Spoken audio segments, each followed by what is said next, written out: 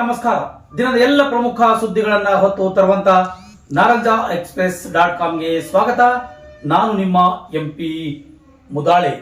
ಬಂಧುಗಳೇ, ತಮಗೆಲ್ಲ ಗೊತ್ತಿರುವ ಹಾಗೆ ಈ ಚಿತ್ರದಲ್ಲಿ ಕಾಣುತ್ತಿರುವಂತಹ ಸಮಾಜ ಸೇವಕಿ ಮತ್ತು ಬಿಜೆಪಿಯ ಮುಖಂಡತ್ವವನ್ನು ವಹಿಸಿಕೊಂಡಿರುವಂತಹ ಮಹಿಳಾ ಮುಖಂಡತ್ವ ವಹಿಸಿಕೊಂಡಿರುವಂತಹ ಕಲಬುರಗಿ ಜಿಲ್ಲೆಯ ದಿವ್ಯಾ ಹಾಗರಗಿ ರಾಜ್ಯದ ಉಪಮುಖ್ಯಮಂತ್ರಿಗಳಾಗಿರ್ತಕ್ಕಂಥ DK ಶಿವಕುಮಾರ್ ವಿರುದ್ಧ ಹರಿಹರಿದ್ದಾಳೆ. ಬನ್ನಿ ಏನೆಲ್ಲ ಹೇಳಿದಾರೆ ನಿಮಗೆ ನಾವು ತೋರಿಸ್ತೀವಿ ನಮ್ಮ ನಾರಂಜ ಎಕ್ಸ್ಪ್ರೆಸ್ ಸುದ್ದಿ ಬಾಯಿನಲ್ಲಿ. ಯಾಕಂದ್ರೆ ಅತಿವೃಷ್ಟಿ ಮತ್ತು ಅನಾವೃಷ್ಟಿಯಿಂದ ಸಾಕಷ್ಟು ಸ್ಥಿತಿಗಳಿಂದ ಮಳೆಯಾಗಿದೆ ನಮ್ಮ ರಾಜ್ಯದಲ್ಲಿ.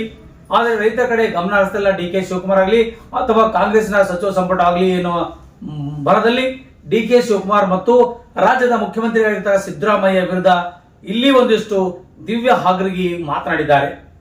ನಿಮ್ಮಲ್ಲಿರ್ತಕ್ಕಂಥ ಐಷಾರಾಮಿ ಕಾರ್ಗಳನ್ನು ಬಿಡಬೇಕು, ನೀವು ಮೋಜು ಮಸ್ತಿ ಮಾಡೋದನ್ನು ಕೂಡ ಬಿಡಬೇಕು. ನೀವೆಲ್ಲ ಕಾಂಗ್ರೆಸ್ನ ಸರ್ಕಾರದವರು ಮೋಜು ಮಸ್ತಿಯಲ್ಲಿ ತಲ್ಲೀನರಾಗಿದ್ದೀರಿ. ರೈತರ ಕಡೆ ಗಮನ ಹರಿಸಿಕೊಳ್ಳಿ. ದಲಿತರ ಬಗ್ಗೆ ಸಾಕಷ್ಟು ಸ್ಥಿತಿಗಳಿಂದ ತೊಂದರೆಗೀಡಾಗಿದ್ದಾರೆ, ಅವರಿಗೆ ಒಂದಿಷ್ಟು ಪರಿಹಾರ ಕೊಡಿ ಎನ್ನುವ ನಿಟ್ಟಿನಲ್ಲಿ ದಿವ್ಯಾ ಹಾಗರಗಿ ಅವರು DK ಶಿವಕುಮಾರ್ ಮತ್ತು ಕಾಂಗ್ರೆಸ್ನ ಮುಖ್ಯಮಂತ್ರಿಗಳಾಗಿರ್ತಕ್ಕಂಥ ಸಿದ್ದರಾಮಯ್ಯ ಹಾಗೂ ಅವರ ಸಚಿವ ಸಂಪುಟದ ಬಗ್ಗೆ ಒಂದಿಷ್ಟು ಮಾತನಾಡಿದ್ದಾರೆ.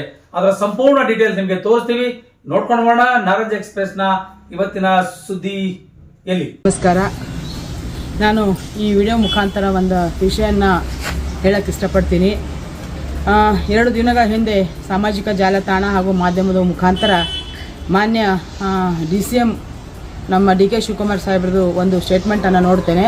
ಆ ಸ್ಟೇಟ್ಮೆಂಟ್ದಲ್ಲಿ ಅವ್ರು ಏನಂತಾರೆ ಅಂತಂದರೆ, ಮಾಧ್ಯಮದ ಅಣ್ಣಂದ್ರು ಕೇಳ್ತಾರೆ, ಏನು ಸರ್ ಈಗ ಮಳೆ ಜಾಸ್ತಿ ಆಗಿದೆಯಲ್ಲ ಅದಕ್ಕೇನು ಉತ್ತರ ಅಂತಂದಿದ್ದಕ್ಕೆ ಅವ್ರು ಅಂತಾರೆ, ಇದು ಪ್ರಕೃತಿಯ ಇದು ವಿಕೋಪ, ಹೀಗಾಗಿ ಇದನ್ನು ನಾವೇನು ಮಾಡೋಕ್ಕಾಗಲ್ಲ ಅಂತ ಒಂದು ಮಾತನ್ನು ಹೇಳ್ತಾರೆ.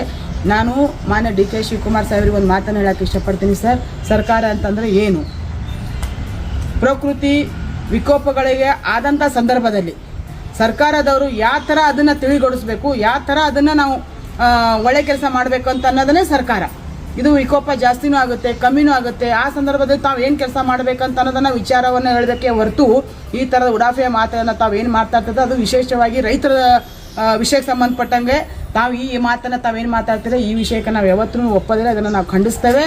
ನೀವೆಲ್ಲ ಒಂದು ಕಡೆ ಕೇಳ್ತೀರಿ, ನಾವು ಈ ಥರ ಆದಾಗ ಸರ್ಕಾರದವ್ರು ಏನು ಮಾಡಬೇಕು ಅಂತಂತಂದರೆ, ಸರ್ಕಾರದವ್ರು ತಾವು ಏನು ಮಾಡಿರಿ ಅಂತಂತಂದರೆ, ತಾವೇನು ಎಂಜಾಯ್ಮೆಂಟ್ ಮಾಡ್ತಾ ಇದ್ರಲ್ಲ, ಎಲ್ಲ ಮಿನಿಸ್ಟ್ರುಗಳಾಗಿರ್ಬೋದು, CM ಆಗಿರ್ಬೋದು, DSC ತಾವು ಆಗಿರ್ಬೋದು, ತಾವೇನು ಎಂಜಾಯ್ಮೆಂಟ್ ಮಾಡ್ತೀರ ಅದು ಎಂಜಾಯ್ಮೆಂಟದ್ದು ಒಂದು ಬರೀ 50% ಕಡಿಮೆ ಮಾಡಿರಿ. ಕಡಿಮೆ ಮಾಡಿದಾಗ ನಿಮ್ಮ ಮನೆ ಮುಂದಿದ್ದಂಥ ಕಾರ್ಗಳಾಗಲಿ, ನಿಮ್ಮ ಹೆಸರಿನಂತಿದ್ದಂಥ ಕೆಲವೊಂದು ಪ್ರಾಪರ್ಟಿಗಳು ಬರೀ 10% ನೀವೇನಾದರೂ ಮಾಡಿದ್ರಿ ಅಂತಂತಂದರೆ ಇಡೀ ಕರ್ನಾಟಕ ರಾಜ್ಯದ ಎಲ್ಲ ರೈತರದ್ದು ಏನು ತೊಂದರೆಗಳಿದಾವಲ್ಲ ಆ ತೊಂದರೆಗಳೆಲ್ಲ ಸಾಲ್ವ್ ಆಗ್ತಾವ. ಅದಕ್ಕೆ ದಯಮಾಡಿ ಈ ಮುಖಾಂತರ ನಾನು ಸರ್ಕಾರಕ್ಕೂ ಕೂಡ ಒಂದು ಮನವಿ ಮಾಡ್ಕೊತೇನೆ. ಈಗಾಗಲೇ ತಮಗೆ ತಿಳಿದಂಗೆ ಕಲಬುರಗಿಯಲ್ಲಿ ಮಳೆನೂ ಜಾಸ್ತಿ ಆಗಿದೆ, ಉತ್ತರ ಕರ್ನಾಟಕ ಭಾಗ ಜಾಸ್ತಿ ಆದರೂ ಮತ್ತು ಕಲಬುರಗಿಯಲ್ಲಿ ಕೂಡ ತುಂಬ ಜಾಸ್ತಿನೇ ಆಗಿದೆ. ಈ ವಿಡಿಯೋ ಮುಖಾಂತರ ನಾನು ಏನು ಹೇಳ್ತೀನಿ ಅಂತಂತಂದರೆ, ಈಗ ಮಳೆ ಬಂದ ತಕ್ಷಣ ಈಗ ಇನ್ನೂ 6 ತಿಂಗಳೊಳಗೂ ಯಾವುದೇ ಕಾಲಕ್ಕೂ ಬೆಳೆಗಳನ್ನು ಬಿತ್ತಕ್ಕೆ ರೈತರಿಗೆ ಆಗೋದಿಲ್ಲ. ಅವ್ರದ್ದು ಕಷ್ಟ ಸಿಕ್ಕಾಪಟ್ಟೆ ಇದೆ. ಹೀಗಾಗಿ ಫಸ್ಟ್ ಆಫ್ ಆಲ್ ರೈತರ ಸಾಲಗಳನ್ನು ತಾವು ಮನ್ನಾ ಮಾಡಬೇಕು. ಇನ್ನು ಮುಂದೆ ಇದು ಆಯಿತು, ಇದು ಆದ ತಕ್ಷಣ ಇನ್ನು ರೈತರುಗಳು ಏನು ಮಾಡ್ತಾರೆ, ಸುಸೈಡ್ ಮಾಡ್ಕೊಳ್ಳೋಂಥ ಪರಿಸ್ಥಿತಿ ಬರ್ತಾವೆ. ಯಾಕಂದ್ರೆ ಸಾಲ ಎಲ್ಲಿ ಮಾಡಿ ಅವರು ಬೆಳೆನೇ ಬಿತ್ತಿರ್ತಾರೆ, ಅವ್ರು ಸಾಲ ಕೇಳಕ್ಕೆ ಬರೋರೆ, ಮತ್ತು ಅವ್ರು ಎಲ್ಲಿ ಸಾಲ ಕೊಡಬೇಕು. ಆ ಟೈಮ್ನಾಗ ಅವರು ಅನಿವಾರ್ಯವಾಗಿ ತಾವು ಸಾಯುವಂಥ ಪರಿಸ್ಥಿತಿ ಬರ್ತೈತೆ. ಅದಕ್ಕೆ ಆ ಪರಿಸ್ಥಿತಿ ಬರೋಕ್ಕಿಂತ ಮುಂಚೆನೇ ಸರ್ಕಾರದವರು ಏನು ರೈತರ ಸಾಲ ಇದೆ, ರೈತರ ಸಾಲನ ಮನ್ನಾ ಮಾಡಬೇಕು. ಮತ್ತು 6 ತಿಂಗಳ ಕಾಲ ಮುಂದೆ ಅವ್ರು ತಮ್ಮ ಜೀವನ ಯಾವ ಥರ ಮಾಡಬೇಕು ಅಂತ ಅನ್ನೋದನ್ನು ವಿಚಾರದಲ್ಲಿ ಇಟ್ಕೊಂಡು ಪ್ರತಿಯೊಂದು ಮನೆಗೆ, ಒಂದು ರೈತರ ಮನೆಗೆ ಒಂದು ನಡಿಬೇಕಾಯ್ತಾರೆ ತಿಂಗಳಿಗೆ 5,000 ರೂಪಾಯಿ ಅವ್ರು ಅಂದಾಜು ಸುಮ್ಮನೆ ನಾರ್ಮಲಾಗಿ ಖರ್ಚು ಇದ್ದೇ ಇರುತ್ತೆ.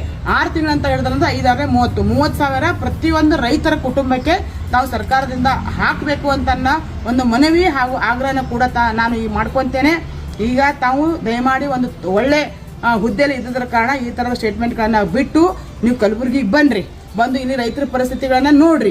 ನೀವು ಒಂದು ಸರ್ಕಾರ ಮಾಡಿರಿ ಅಂತಂದ್ಮೇಲೆ ಬರೀ ಆ ಕಡೆ ನಿಮ್ಮ ಭಾಗದ್ದು ಅಷ್ಟೇನೆ ಓಟ್ಗಳಿಂದ ಆಗಿಲ್ಲ, ನಮ್ಮ ಭಾಗದ ಓಟ್ಗಳನ್ನು ಕೂಡ ಮಾಡಿಕೊಂಡು ತಾವು ಸರ್ಕಾರ ಮಾಡಿದ್ರಿ ಅಂತ ತಾವು DK ಶಿವಕುಮಾರ್ ಸಾಹೇಬ್ರನ್ನ ತಾವು ನೆನಪನ್ನ ಇಟ್ಕೋಬೇಕು.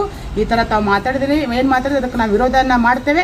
ಇದೇ ಥರ ಮುಂದಿನ ದಿನಮಾನಗಳ ತಾವು ಏನಾದರೂ ಇದೇ ಥರದ ಮಾತುಗಳನ್ನ ಆಡಿದ್ದೇ ಆಯಿತು ಅಂತಂದರೆ ತಾವು ಕಲಬುರಗಿ ನಾವು ಯಾವುದೇ ಕಾಲಕ್ಕೂ ತಮ್ಮನ್ನು ಬಿಡುವುದಿಲ್ಲ ಅಂತ ಅನ್ನೋ ಮಾತನ್ನು ಕೂಡ ನಾನು ಹೇಳ್ತಾ ಇಷ್ಟೊತ್ತನಕ ನಾನು ಮಾತನಾಡಿ ಈ ವಿಷಯವನ್ನು ಸರ್ಕಾರಕ್ಕೆ ಮುಟ್ಟಿಸುವಂಥ ಕೆಲಸ ಇಲ್ಲಿದ್ದಂಥ ತಾವು ಮತ್ತು ಇಲ್ಲಿದ್ದಂಥ ಎಲ್ಲ ಜನಪ್ರತಿನಿಧಿಗಳು ಮಾಡಬೇಕಂತ ಅನ್ನೋ ಮಾತನ್ನು ಹೇಳಿ ಈ ವಿಡಿಯೋ ಮುಖಾಂತರ ತಮಗೆ ಮನವಿಯನ್ನು ಸಲ್ಲಿಸ್ತಾ ಇದ್ದೇನೆ. ನಮಸ್ಕಾರ. ಜೈ ಹಿಂದ್, ಜೈ ಕರ್ನಾಟಕ.